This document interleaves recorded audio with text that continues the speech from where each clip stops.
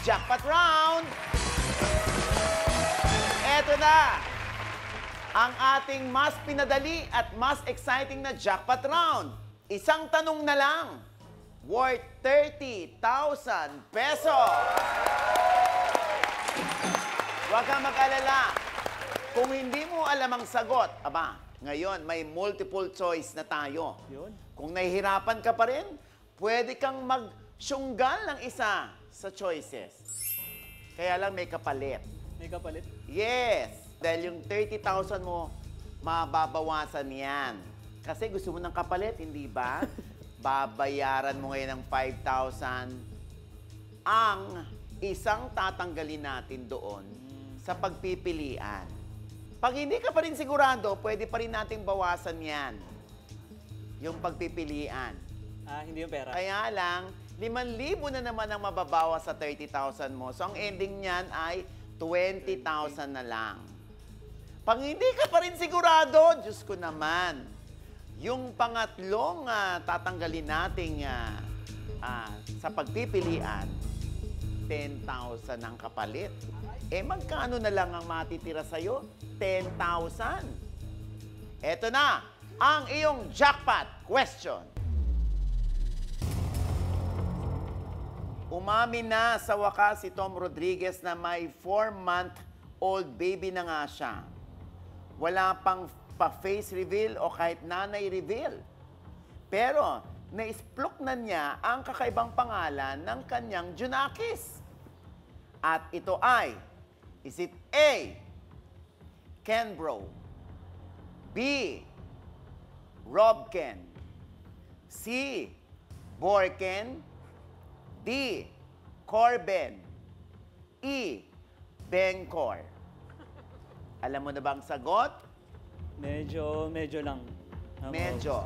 Gusto mo bang yung 30,000 mo ngayon, mabawasan natin ng 5,000 para mabawasan din naman ang pagpipilian mo? Magsusyunggal ba tayo o mangjujula ka na lang? Syunggal. Sige, syunggal po. Syunggal. Isa ang tatanggalin natin mula sa 5 pinagpipilian. At ang ating tatanggalin ay Borken. So, 25,000 na lamang ang natitira sa iyong jackpot prize.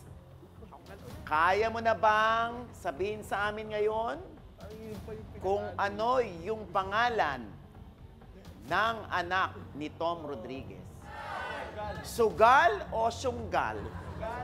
Syunggal. Syunggal lang isa. Parang gusto nang pumili. Gusto mo nang pumili? Ano ang iyong sagot ngayon dahil ayaw mo nang magsyunggal? Sige po, syunggal pa tayo isa. Syunggal pa ng isa. Ang susyunggalin sa choices ay ang letter B, Robken. 3 na lang ang natitira, si Kenbro, si Corben, at si Bencor. Kaya mo na bang sagutin? Pili na po. Pili na po. Pipili na raw siya. A, Kenbro. Kenbro.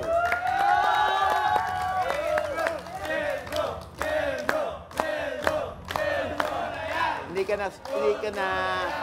ka na susunggal ng isa. Magkano? 10 yung mababawas po. Hindi na siguro. Parang yun na yung pinaka-poging pangalan dun sa tatlo. Hindi Bencor or Corben. Bencor kasi parang sa mags pag nalubo ka. Oh. Bengkong, parang gano'n. Tapos, yung Corben, Parang siyang doorbell po eh. doorbell. Pag tumama ka naman dyan, 40,000. Opo. Pag hindi ka pala tama, 20,000 lang. At least nakita po kita personally. Ayan, oh! So kung tama ang Kenbro, mag-uuwi ka ng 40,000 pesos.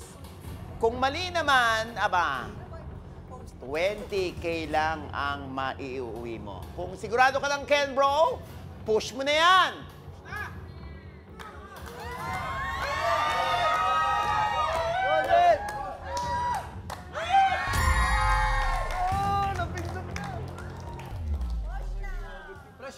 Pro nga ba? Nakakuha kaya siya sa aking tingin? Plus 20K o 0?